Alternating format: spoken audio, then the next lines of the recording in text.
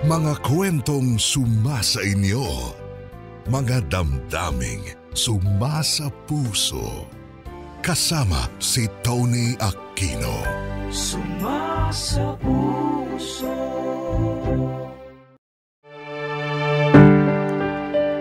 Tony, ako si Adolfo, 60 anyos at kasalukuyang dumaraan sa isa sa pinakamahirap na yugto ng aking buhay. Hayaan niyo munang ibahagi ko sa inyo kung paano ako napunta sa sitwasyon na tinutukoy ko. Bata pa lang ako, sakit na ako sa ulo ng mga magulang ko. Sa probinsya ako nakatira noon. Sa halip na mag-aral, madalas akong magbulakbol. Tumatakas ako sa klase para maglaro ng basketball o di kaya naman ay tumambay sa bilyaran. Naalala ko pa nga kung paano ako sunduin ng tatay ko sa bilyaran, hawak ang pamalo niya. Pero kahit anong gawin ng mga magulang ko, hindi talaga ako nagtatanda. Ginagawa ko pa rin kung ano ang gusto ko. Nakapagtapos naman ako ng elementarya, pero hindi na ako tumuloy sa pag-aaral. Tumulong na lang ako sa tatay ko na magtinda ng kulambo at kumot na hinahabi noon ng aking nanay. At sa pagtitinda namin yun, nakilala ko si Victoria. Mga 18 anyos ako noon, samantalang si Victoria naman ay 16 anyos pa lang. Madali akong nahulog kay Victoria dahil napakaganda niya. Niligawan ko siya kahit ayaw ng mga magulang niya sa akin dahil wala raw kinabukasan sa akin ang anak nila. Pero nagmamahalan kami ni Victoria noong mga panahon na yun. Kaya wala kaming pakialam sa sasabihin ng mga magulang namin. Sa halip, nanaig ang mapupusok naming damdamin. Nabuntis ko si Victoria. Napakagulo ng mga panahon na yun. Galit na galit sa akin ang mga magulang ni Victoria. Pero sa huli, napahupa naman ng tatay ko ang galit nila. Napagdesisyonan kasi na magsasama muna kami ni Victoria sa puder ng pamilya ko hanggang sa kaya na naming bumukod. Yun nga lang, mukhang matatagal pa ang plano naming bumukod. Ilang taon na kaming nagsasama ni Victoria pero hirap pa rin kaming makausad sa buhay.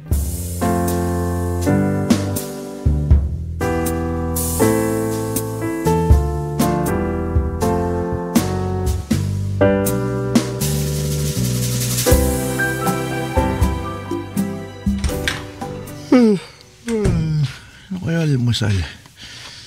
Nagluto kaya si nanay? Mabuti naman at gising ka na. Ba naman yan, tay? Nagulat naman ako. Tanghaling-tanghali ka na kung bumangon, no? Yung mag-ina mo nasa palengke na at isinama ng nanay mo, samantalang ikaw nakailata pa. Mabuti nga sinama sila ni nanay para naman matuto si Victoria makipagbaratan sa palengke. At nakukuha mo pa talagang tumawa? Aga-aga naman, tay. Init agad ang ulo nyo. Ano bang problema? Wala akong problema. Ikaw ang siyang may dapat ayusin. Ano ba talagang plano mo kay Victoria, ha? At dyan sa pamilya mo? Plano? Ano ibig nyo sabihin plano? Aba, maglilimang taon na yung anak nyong si Lorenzo. Hanggang ngayon, hindi pa rin kayo kasal ng nanay niya. Uy, ano naman ho? Alam naman ho ng lahat ng tao dito na ako ang tatay ni Lorenzo. At alam din nilang asawa na ang turingan namin ni Victoria. Bakit ba kailangan pa magpakasal? Baka nakakalimutan mo. Pinangako mo sa mga magulang ni Victoria na pakakasalan mo siya. Kinamatay na nga lang ng tatay niya yung pangako mong kasal eh. Uy, kasalanan ko ba yun? May plano naman ako dati na magpakasal ah. Kaya lang yung kaunti kong ipon nagamit sa ospital nung nagkasakit yung tatay ni Victoria. Sayang nga yung pera eh. Mamamatay lang din pala. Loko ka talaga. Biyanan mo yun, hoy. Kung makapagsalita ka, wala kang karespe-respeto. Kayo naman ho kasi. Ang ayos-ayos na natin dito sa bahay tapos guguluhin nyo pa. Wala namang magbabago kapag nagpakasal kami ni Victoria. Anong wala? Kapag kasal kayo ni Victoria, doon mo na malalaman kung gaano kalaking responsibilidad ang bumuhay ng isang pamilya, ang maging isang tatay. Hindi gaya ngayon na kumakaasta ka dito buhay binata. Na hindi ka nga nag-aabot ang panggastusin dito sa bahay. Yan ho ang sabihin ninyo. Huwag na kasi kayo magpaligoy-ligoy. Isisingit nyo pa, kasal. Manunumbat lang naman pala kayo. Gusto nyo lang pala akong pintasan Kung ano-ano pa sinasabi ninyo. Ang paloko ka talaga. Kung makasagot ka sa akin, hindi mo na ako ginagalang. Tanda mo, ako pa rin ang masusunod sa pamamahay na to. Kaya kapag sinabi kong magpakasal kayo ni Victoria, magpapakasal kayo ora mismo. Ayoko nga ako magpakasal. Napakabata ako pa ho, 23 anyos pa lang ako. Yung mga kaidaran ko, nakakapagsaya at nakakapamasyal pa sa plaza kung kailan nila gusto.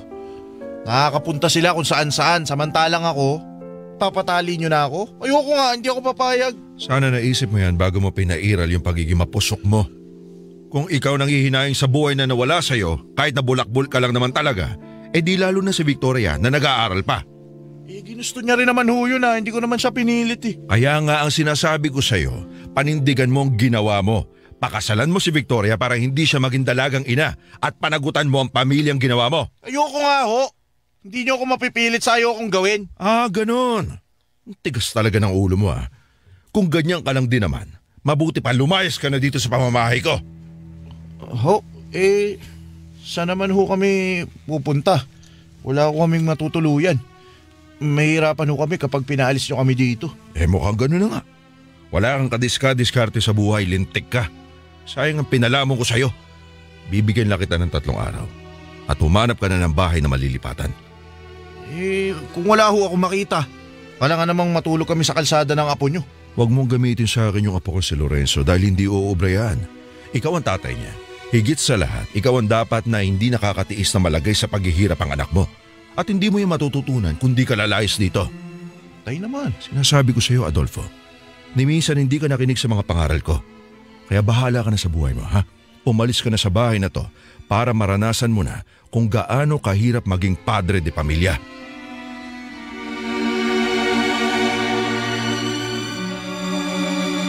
Tony, wala na akong nagawa nung pinalayas kami ng tatay ko. Mabuti na lang at nakahanap ako agad ng bahay na mauupahan na malapit lang din sa amin. Kinausap ako ni nanay na magpakumbaba nga raw sa tatay ko dahil kung patuloy din akong magmamatigas ay wala kaming kakainin ng pamilya ko. Dahil noong mga panahon na yun, tanging pagtitinda lang ng kulambo ang ginagawa ko. Kalaunan ay nagkaayos din kami ni tatay at pumayag na siyang magtinda ulit ako ng kulambo na hinahabi ni nanay. Tony, pagkalipas ng 1 buwan, matapos naming bumukod, ay nalaman naming buntis na naman si Victoria. Aaminin ko, sumakit ang ulo ko kaiisip kung papaanong pagkakasyahin ang kinikita ko. Lalo na't meron na naman dadagdag na pakakainin. Pero hindi ako pwedeng sumuko dahil may pamilya nang umaasa sa akin. Tuloy-tuloy lang ako sa pagtitinda ng kulambo at kapag may pagkakataon ay sumasideline sa pagkakarpintero. Nakakaraos naman ang araw-araw namin ng pamilya ko. At nakapagpakasal na rin kami ni Victoria sa pamamagitan ng kasalang bayan. Naawa na rin kasi ako sa mga anak ko lalo na kay Lorenzo na nagkakaisip na.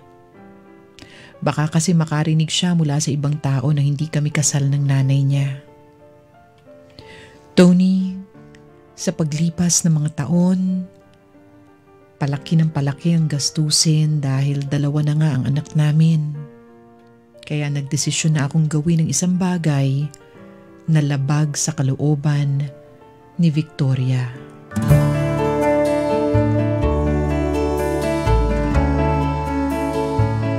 Salamat pare, sige ingat-ingat. Sino yung kausap mo? Si paring Rolando. Oh? Tungkol saan yung pinag-usapan nyo? Mamaya ka na magtanong. Papasok muna ako sa kwarto, mag-ayos muna ako ng gamit. Ha? Bakit? Anong gamit ang aayusin mo? Mamaya na tayo mag-usap. Bakit mamaya pa? At bakit pa parang nagmamadali ka? Magpaliwanag ka nga muna. Mamaya na nga sabi. Ngayon na kasi. Ano ba kasing nangyayari?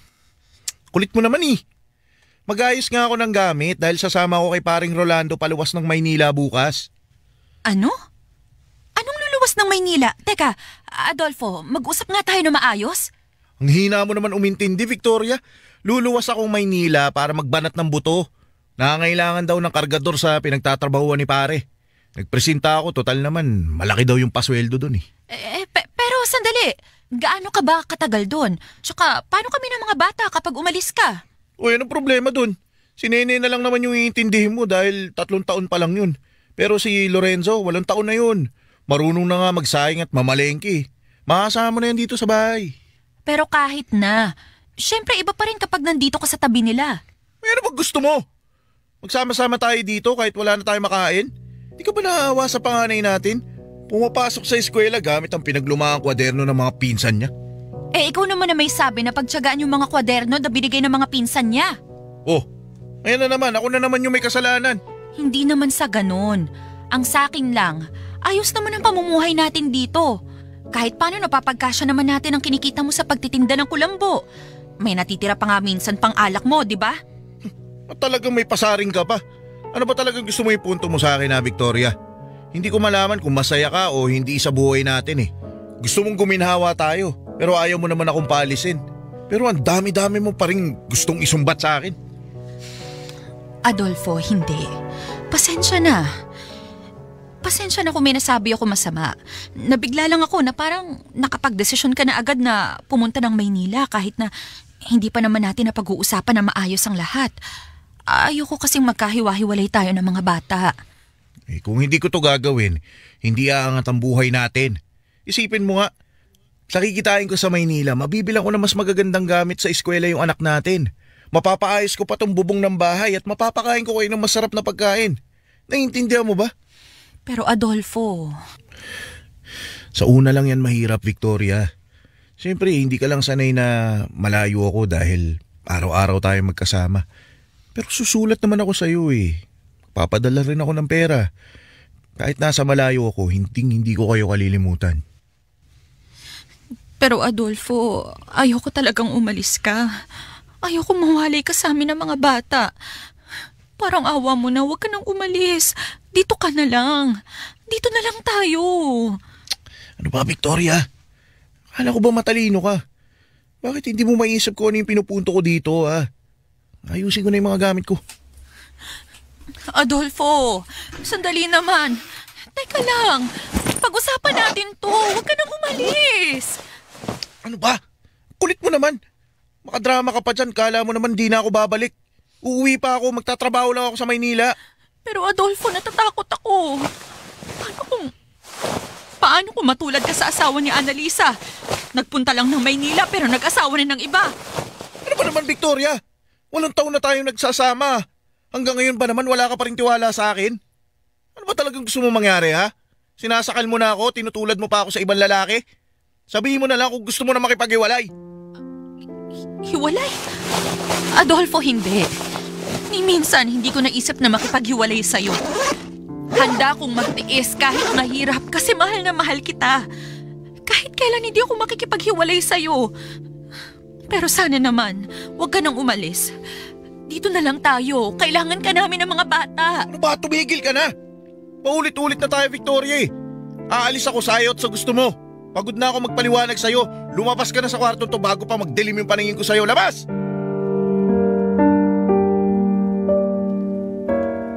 Tony, tumuloy ako sa Maynila kahit ayaw ni Victoria. Inisip ko na lang na kailangan ko itong gawin kung gusto kong mabigyan ng mas magandang buhay ang pamilya ko. Maayos naman ang naging trabaho ko. At noong mga unang buwan, bawat padala ko ng pera ay sinasamahan ko pa ng sulat. Pero Tony, sa paglipas pa ng mga buwan, nakaramdam na ako ng kalungkutan. Nagawa kong pumunta sa mga beer house para libangin ang sarili ko. At doon ko na nga nakilala si Emma. Maganda siya at bata pa. 21 anyos lang siya noon, habang ako ay 26 anyos naman. Madali akong nahulog sa kagandahan niya. Kaya hindi ko sinabi sa kanya na may asawa na ako. Niligawan ko siya hanggang sa napapayag ko nga siyang magsama kami. Tony, sa piling ni Emma, nalilimutan ko ang pangungulila sa asawa ko. Hindi ko na nga namalaya na 1 taon na pala akong madalang magpadala ng pera sa pamilya ko. Hindi na rin ako sumasagot sa mga sulat nila. Ayoko kasing malaman ni Emma ang lihim ko.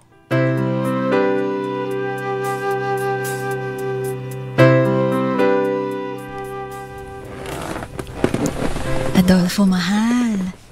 Gising ka na ba? Pwede bang bumangon ka na at magluto ng almusal natin? Bakit ako? Sarap-sarap pa ng tulog ko eh. Sige na naman oh. Nahihilo kasi ako eh. Hindi ako makabangon. Ha? Nung isang araw sabi mo masama yung pakiramdam mo tapos kahapon tamad na tamad ka. Ngayon naman nahihilo ka. Nagdadahilan ka na lang yata para ako lagi kumilos dito sa bahay. Hindi naman. Hindi lang kasi talaga maganda ang pakiramdam ko. Gusto ko nang magpatingin dyan sa center sa barangay. Baka mamaya may malubhang karamdaman na pala ako. Sige na nga. Ako na ang babangon at magluluto. Ano gusto mo?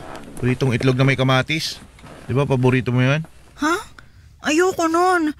Parang mas gusto ko ng champurado at sabaw ng tinola. Pinatatawa mo naman ako eh. Agaan lang ang usapan, Emma. Pero pang buong araw na yung gusto mo eh. Saan ako kukuha ng tinola? Mamamalengke pa ako? Tsaka napakasagwa naman ang kombinasyon na naisip mo. May sakit ka na nga yata talaga eh. Sige na. Gagawa ako ng paraan. Baka naman meron na sa karinderya sa kanto. Pero basta mamaya ako naman asikasuhin mo ha.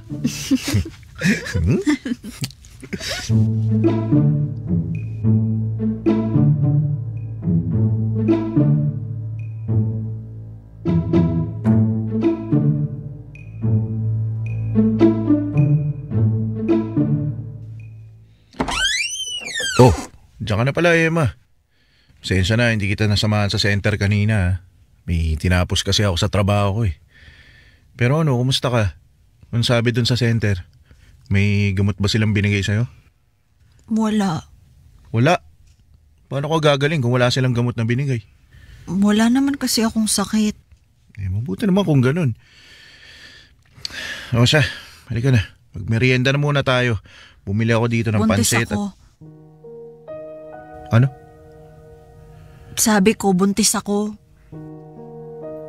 Ha? Di ba pinag-usapan na natin na hindi pa tayo pwede magkaanak? Kasi nga, di ba? Kasi kailangan pa natin mag-ipon, di ba? Bakit naman nabuntis ka? Seryoso ba yung tanong mo sa akin, Adolfo? Natural na mabuntis ako. Gabi-gabi tayong naglalambingan tapos magtataka ka kung bakit ako nabuntis. Tsaka bakit ba ganyan ang reaksyon mo? Hindi ka ba natutuwa na magiging tatay ka na? Na sa wakas, magiging pamilya na tayo? Imposible kasi ang sinasabi mo eh. Hindi pa tayo pwedeng magkaanak kaya nga kahit may nangyayari sa atin, lagi ako nag-iingat. Hindi kaya hindi sa akin yung batang yan? Sigurado ka bang ako yung tatay niyan? Ano? Di ba tatrabaho ako sa beer house? Ano malay ko kung may sumasalisi sa'yo doon? Di naman kita nababantay ang 24 oras eh. Malay ko ba kung may ibang lalaki... Bastos ka! Sa beer house nga ako nagtatrabaho bilang serbidora. Pero simulat sa pool, hindi ko gawain ang sumibig sa kung sino-sinong lalaki lang. Ba, talaga ba? Bakit sa akin sumama ka?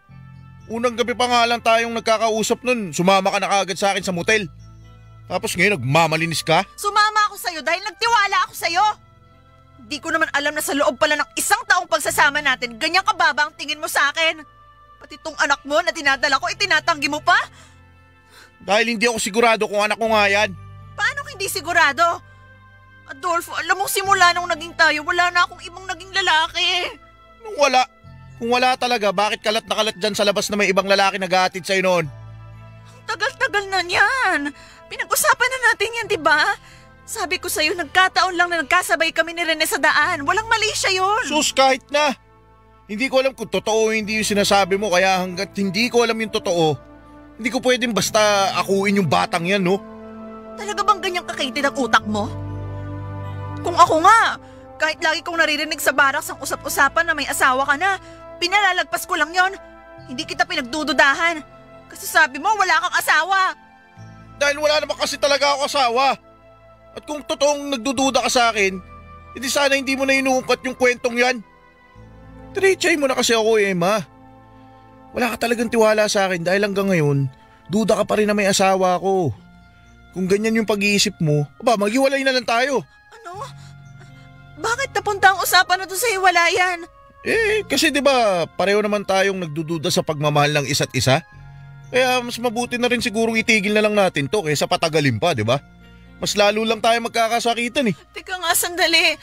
Seryoso ba yan, Adolfo? Nakikipaghiwalay ka sa akin ngayon?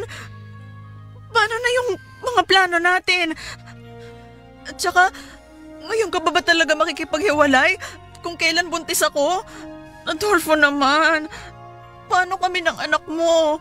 Hindi ko to kayang buhayin mag-isa. Alam mo, kung nag-iingat ka sana, Emma, hindi mangyayari lahat ng to. Sinira mo yung tiwala ko sa'yo. Kaya kahit kailan hindi ko kikilalanin yung dinadala mo. Tapos na tayo. Ano? Adolfo naman, teka lang sandali. Ayusin natin to. Gagawa ko ng paraan para mapatunayan sa'yo na ikaw ang ama ng dinadala ko. Kaya parang awa mo na, huwag mo akong iwan. Hindi ko kayang wala ka. Lalong-lalo na ngayon. Ano ba? Tama na, Emma. Pagod na ako sa'yo at sa mga pagdududa mo. Nakakasakal ka eh. Pasensya na.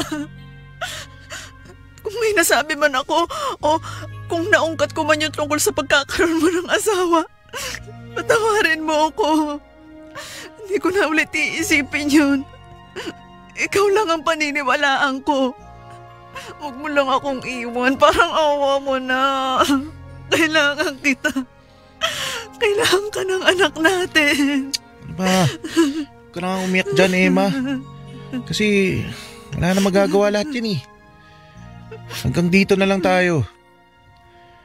Isang masayang relasyon lang ang hanap ko. Pero ito ka, dadala ka ng problema. Kaya, pasensya ka na ha. Wala sa usapan natin yung magkaroon ng anak eh.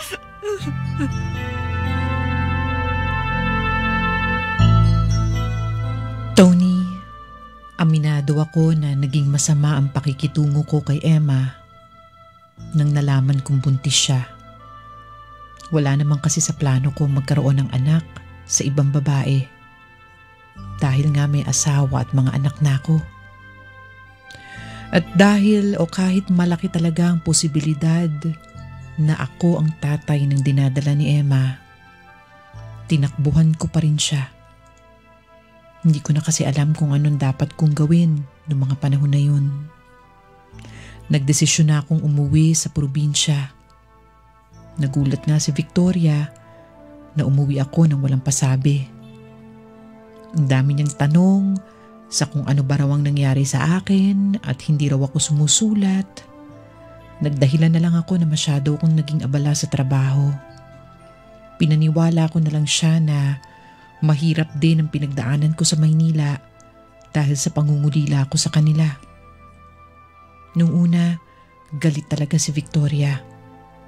Pero kalaunan, napatawad niya rin ako. Unti-unti, naging maayos ang pagsasama namin. Bumalik ulit ang init ng pagmamahala namin, kaya nakabuo ulit kami ng isa pang anak. Hanggang sa 5 taon na ang lumipas, naging kampante ako na tuluyan ng nabaon sa limot ang pagkakasalang nagawa ko.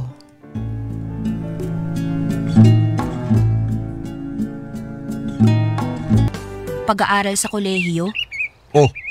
Napag-usapan na natin yan, di ba? Sinabi ko na sa'yo na kapag natapos mo na yung high school, di ka na mag-aaral.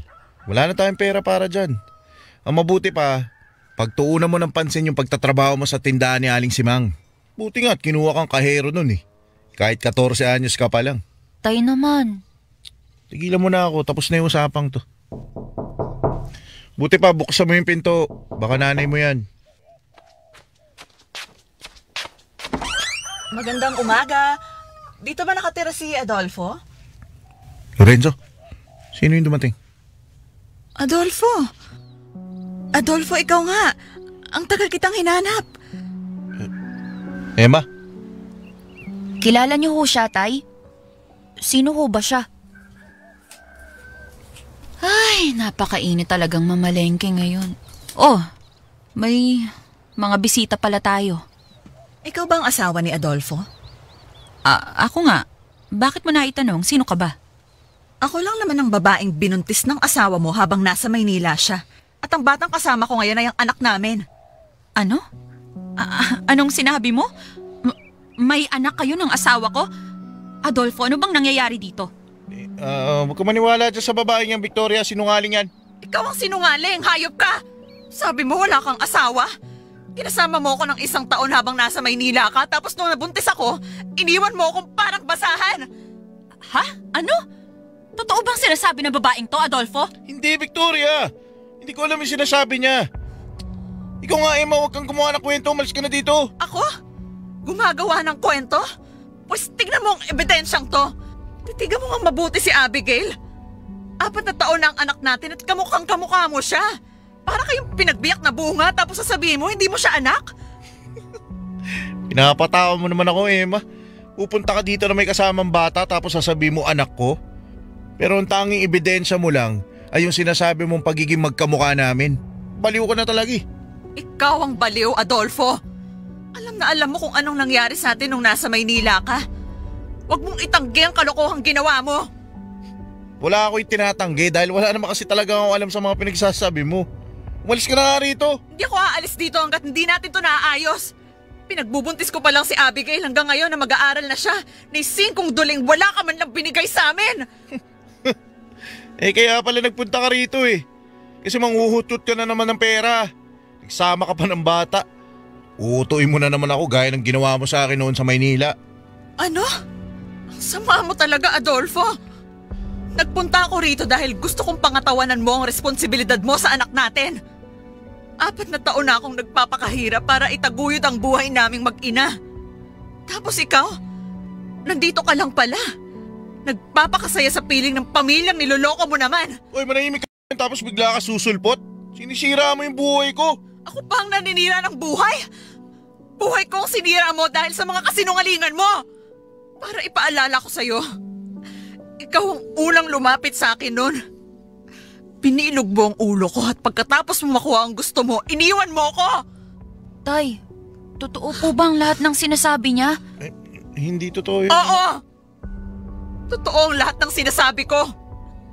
Yang magaling mong tatay ay manloloko. Sumiping siya sa ibang babae habang pinaniniwala yung nanay mo na nagtatrabaho siya ng matino sa Maynila. Tama na! Tama na! Tumigil na kayo! Victoria, huwag ka maniwala sa kanya. Ipapaliwanag ko naman ang Bitiwan mo nga ako, Adolfo! Huwag mo akong hawakan! Nandidiri ako sa'yo! Victoria naman, huwag mo namang hayaang sirain tayo ng ganitong klaseng kwento lang. Ulag ka ba, Adolfo? Hindi mo ba nakikita ang batang kasama niya? Kamukhang kamukha mo siya. Kung kwento-kwento lang to, paano mo ipapaliwanag yan? Dahil lang ba doon maniniwala ka na sa sinasabi niya? Victoria, ako asawa mo, ako yung pakinggan mo. Tama na, Adolfo! Tama na! Ayoko na marinig kung ano man niyang sasabihin mo. Umalis ka na. Umalis ka na at isama mo yung babae mo! Sandali naman, Victoria, mag-usap pa tayo. Iwan mo nga ako sabi! Lumayas ka dito! Layas! Ayoko na marinig yung kataksilan mo! Hayop ka! Layas!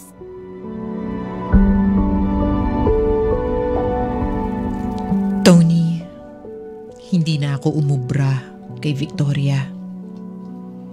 Wala akong nagawa kundi ang umalis na lang. At dahil sa iskandalong ginawa ni Emma, mabilis kumalat sa mga kapitbahay namin na nangaliwa ako sa asawa ko. napilitan akong sumama na lang kay Emma sa sobrang kahihiyan. Ayoko lang aminin pero walang dudang ako talaga ang ama ng anak ni Emma. Sobra lang akong natakot sa dagdag na responsibilidad. Pero syempre, Tony, mas gusto ko pa rin makasama ang pamilya ko. Pinahupa ko ng 1 buwan ang galit ni Victoria at sinubukan ko siyang kausapin ulit. Pero ayaw niyang makinig sa akin. Kahit ang mga anak ko, ayaw niya ring ipakausap sa akin. Hindi ko alam kung anong gagawin ko noon. Sa isang iglap, nawala ng ganun lang sa akin ang pamilya ko. At yun ay dahil sa kasalanang nagawa ko. Tony, mabilis na lumipas sa mga taon. Si Emma ang kasama ko, pero hindi ako masaya. Si Victoria pa rin at ang mga anak namin ang talagang hinahanap-hanap ko. Minsan pumupunta pa rin ako sa bahay namin ni Victoria para manuyo. Pero puro pagtataboy ang ginagawa niya sa akin. At nung malaman ni Emma na madalas akong nagpupunta kay Victoria at sa mga anak namin, palagi niya akong inaaway. Hanggang sa dumating nga sa puntong hindi ko na siya natiis. Nung nakahanap ako ng trabaho sa isang construction site, ay umalis na rin ako sa puder ni Emma. Naisip kong mas mainam pang magbuhay binata na lang. Tutal, ayaw na sa akin ni Victoria at si Emma naman ay parusang kasama sa bahay. Umupa ako sa isang maliit na kwarto. Lahat ng perang kinikita ko ay sinosolo ko na lang. Nung nauso na ang cellphone, nakabili ako ng mura at natuto akong makipag-textmate. Doon ay nakakilala na naman ako ng iba't ibang mga babae na naging pampalipas oras ko sa mga panahong nangungulila ako. Pero sa pagkakataong yun, sinigurado ko na hindi na ako sasablay. Ayoko nang madagdagan pa ang mga anak ko. Nagtuloy-tuloy ako sa ganung pamumuhay. Masaya naman kung sa masaya pero pansamantalang saya lang ang dulot nito. May mga araw pa rin nangungulila ako sa pamilya ko. Kaya naman paminsan-minsan, pumupunta pa rin ako sa kanila, nagbabaka sakaling may magbago sa sitwasyon namin.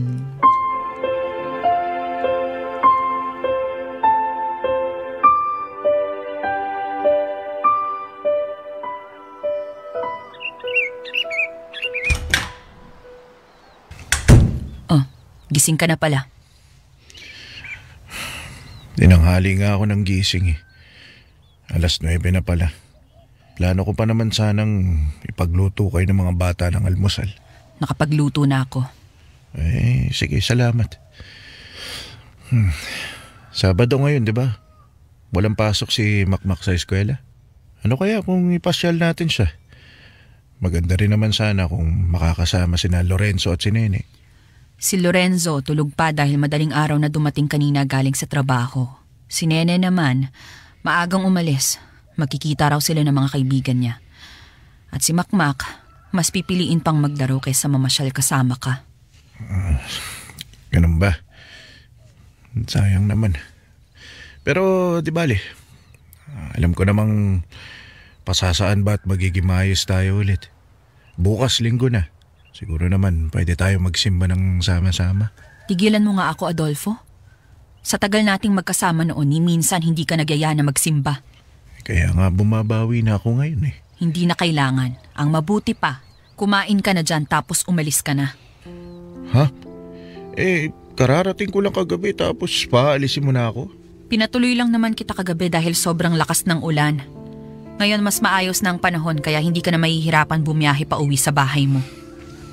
Victoria naman, alam kong napakalaki ng kasalanan ko sa iyo kaya nga gusto kong bumawi sa iyo at sa mga anak natin. Ang totoo nga niyan, may naipon na akong pera pang panimula natin. Magtulungan tayo gaya ng plano natin dati, di ba? Huli na ang lahat, Adolfo. Pagod na ako sa matatamis mong salita na wala namang patutunguhan. Pero nagbago na ako, Victoria.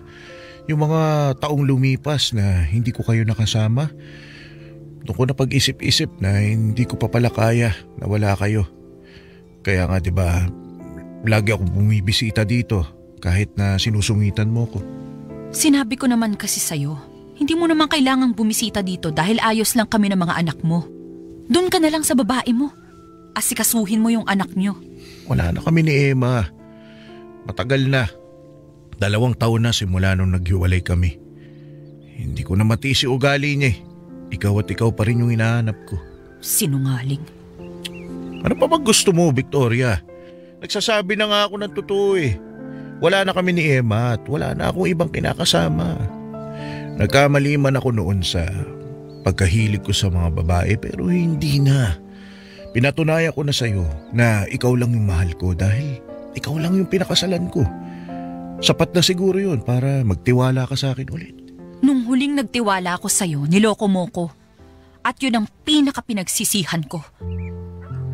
Dapat hindi na ako nagpakasal sa'yo eh. Dapat hinayaan na kita noon pa. Pero naging tanga ako sa pag-aakalang magbabago ka pa. Bigyan mo pa ako ng isa pang pagkakataon. Pangako, hindi na kita bibiguin. Miss na kita, Victoria. Huwag mo nga akong yakapin, Adolfo. Sungit mo naman. Alam ko namang nananabik ka rin sa akin eh. Ano ba? Ayoko nga. Lubayan mo ko, ha? Isa pang lumapit ka sa akin, sinasabi ko sa'yo. Nay, ano hong nangyayari dito? Inaaway na naman ba kayo ni tatay? Hindi anak. Nag-uusap lang kami. Pasensya na kung napalakas sa mga boses namin, ha? Nagising ka yata dahil sa amin. Hindi naman ho. Anak, pasensya na kung naabutan mong nagsusungit tong nanay mo. Nilalambing ko lang naman siya eh. Ayaw kasing makinig sa akin. Sinasabi ko lang naman na mas maganda kung mabubulit yung pamilya natin. Diba, gusto mo rin naman yon, Lorenzo. Para na rin sa mga kapatid mo. Hindi na ho kailangan. Ayos naman ho kami at isa pa. Kung babalik lang kayo para lokohin si nanay ulit, mabuti pa umalis na kayo. Ha? Ano ba yung sinasabi mo? Nagbago na ako, anak. Kaya nga ako pumunta dito para makapag-ayos na kami ng nanay mo eh. At maayos ko na rin yung relasyon ko sa inyo. Talaga ho? Sino ho yung tumawag sa inyo kanina sa telepono? Ano? Ang totoo, kaya ako naalimpungatan dahil tunog yung telepono nyo. Iniwan yung nakasaksak sa labas ng kwarto ko. Sinagot ko na kasi ang ingay. At babae yung nakausap ko. Hinahanap ka dahil may usapan daw kayong magkikita sa lugar na lagi yung pinagtatagpuan. Ha? Hindi ko alam kung ano yung sinasabi mo. Baka wrong number lang yun. Huwag kang magpapaniwala sa ganyan. Ilang babae ho ba talaga ang kailangan nyo para magtino kayo, ha? Kulang pa ba si Aling Emma? At yung katawagan nyo? Buti pa nga sa mga babae niyan may oras kayo eh. Pero sa aming mga anak nyo, wala. Tatay mo pa rin ako kaya huwag mo akong pagsalita ng ganyan.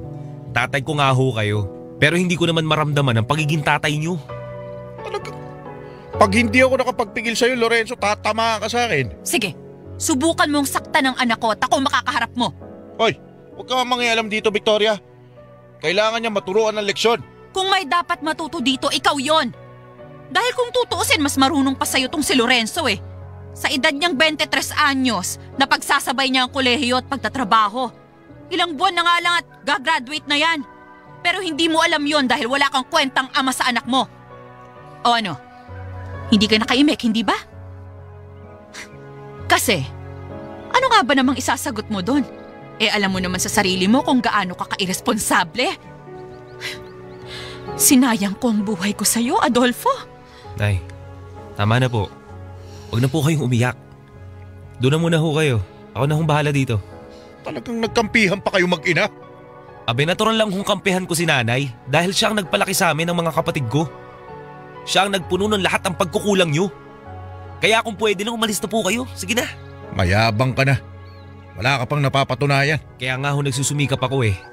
Gagawin ko ang lahat para guminhawa ang buhay namin hanggang sa makalimutan namin na meron kaming irresponsableng ama. Tandaan mo to, Lorenzo. Darating ang araw, hihingi kayo ng tulong sa akin at lahat ng sinabi mo, lulunukin mo. Dahil ako lang ang malalapitan nyo. Anak lang kita. Utang na loob mo sa akin yung buhay mo. Kung wala ako, wala ka. Kaya wag na wag mo ako sasagutin. Magsama kayo ng nanay mo. Tony, mula noon, hindi na ako bumalik sa bahay ni Victoria at ng mga anak namin.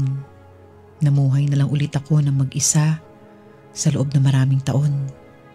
Kapag may natitira sa sweldo, pinang-iinom ko, pinang-susugal at kung ano-anong bisyo.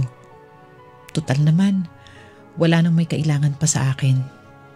Kahit si Emma, itinataboy na rin ako. Sa alak at iba't ibang babae lang umiikot ang mundo ko. Aaminin ko, para akong batang nagmamaktol. Masama ang loob ko sa mga mahal ko sa buhay. Pero imbis na ayusin ang relasyon ko sa kanila, idinadaan ko na lang sa bisyo ang kalungkutan ko. Tony, isang araw nalaman ko ang numero ng anak kong si Lorenzo. Madalas ko siyang tawagan at i-text, pero madalas din niya akong hindi pansinin.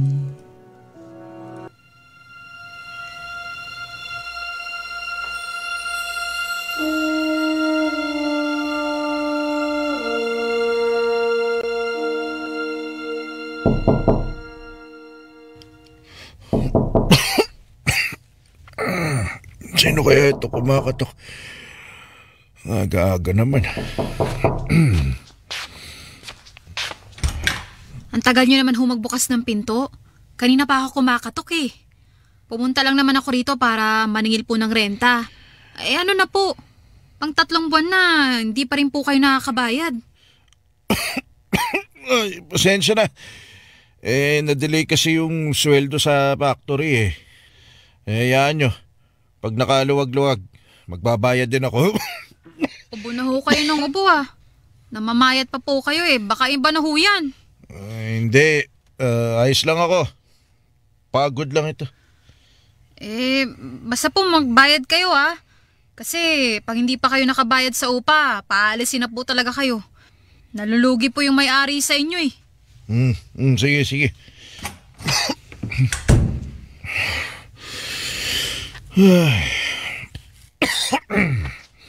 Hindi pa nga ako nag-aalmusal. May naniningil na ng utang. Nakapagkape na nga lang muna.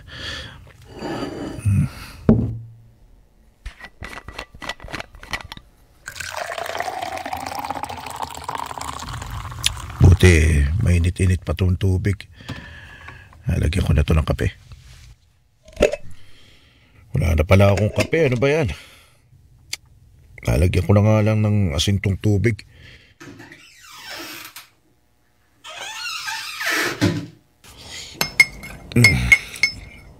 Makapagsaing na nga lang para may maayos naman akong almusal.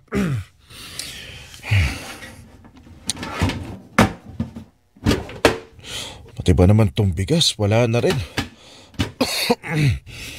Ano ba naman buhay ito? Tawagan ko na nga lang si Abigail.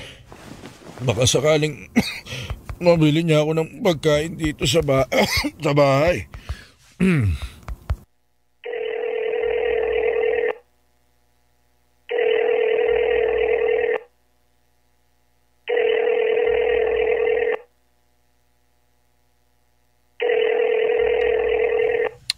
Ano ba naman yan? Kung kailan mo naman kailangan, saka naman hindi sumasagot. Kung sinay naman kaya yung subukan kong tawagan.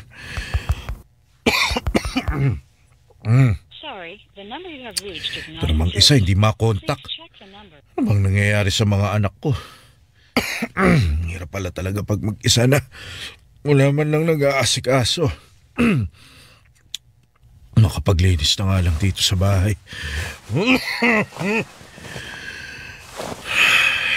Dito pa pala to.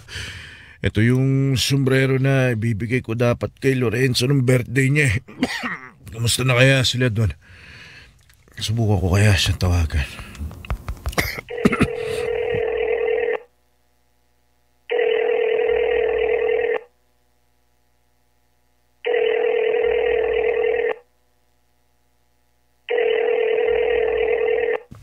May ginagawa si Lorenzo, hindi sumasagot ah.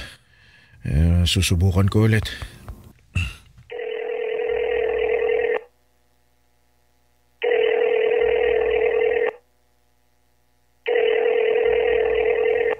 Oh, bakit kayo napatawag?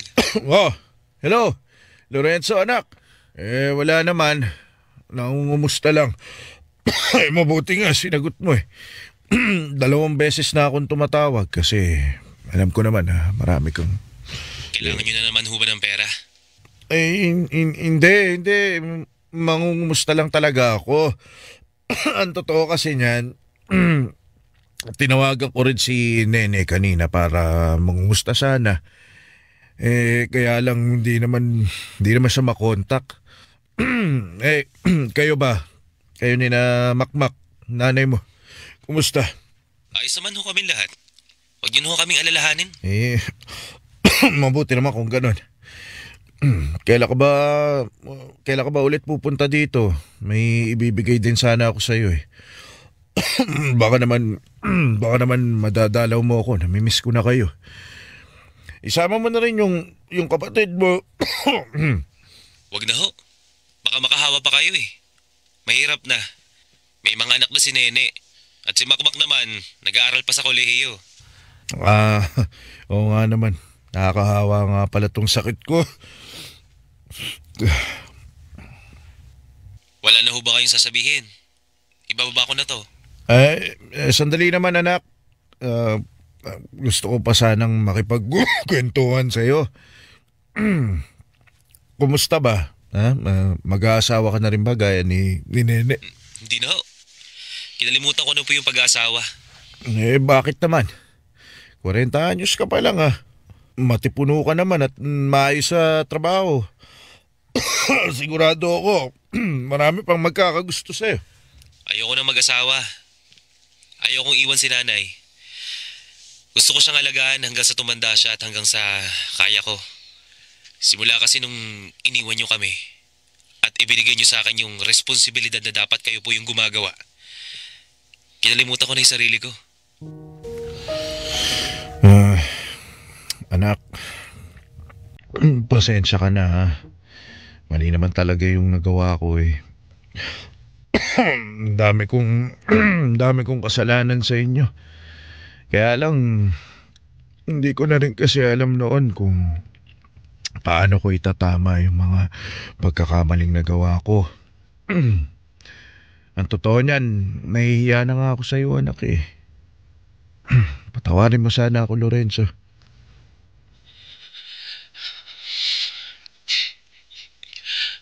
Ang tagal ko hong inintay na humingi po kayo ng tawad sa akin. Pero hindi ko po narinig sa inyo yun. Pasensya ka na.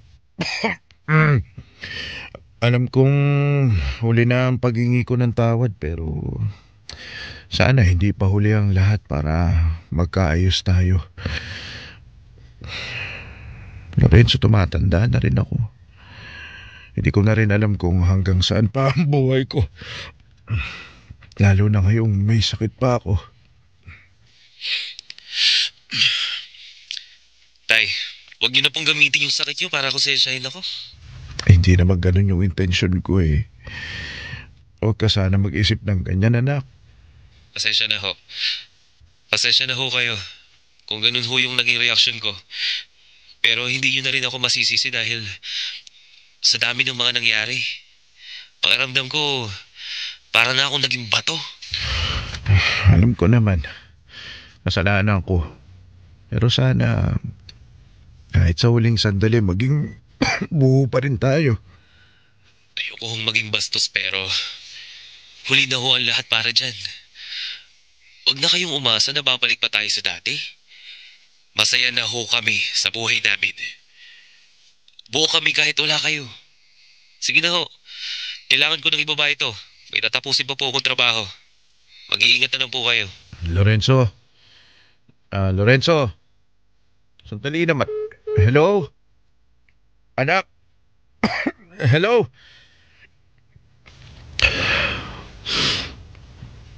Diyos ko.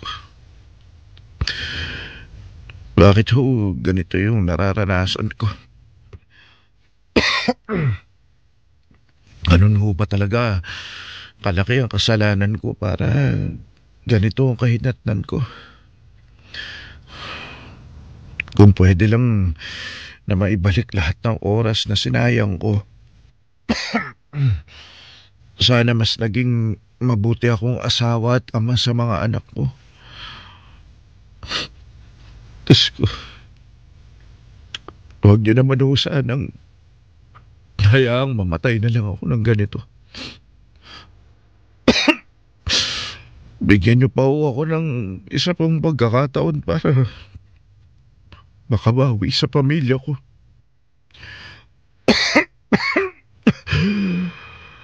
Diyos ko, maawa ho kayo. Tony, parang nawawala na ako ng pag-asang mabuhay pa. Gumigising ako araw-araw, pero wala akong maisip na rason kung bakit kailangan ko pang magpatuloy. Alam kong ako ang nagdala sa sarili ko sa ganitong sitwasyon. Pero sana mabigyan pa ako ng isa pang pagkakataon. Pagkakataon na makasama ang pamilya ko, kahit man lang bago ako lumisan sa mundong ito. Salamat sa pakikinig sa aking kwento. Suma sa Puso, Adolfo. Suma sa Puso sa Super Radio DZBB. Kasama si Tony Aquino. Suma sa puso.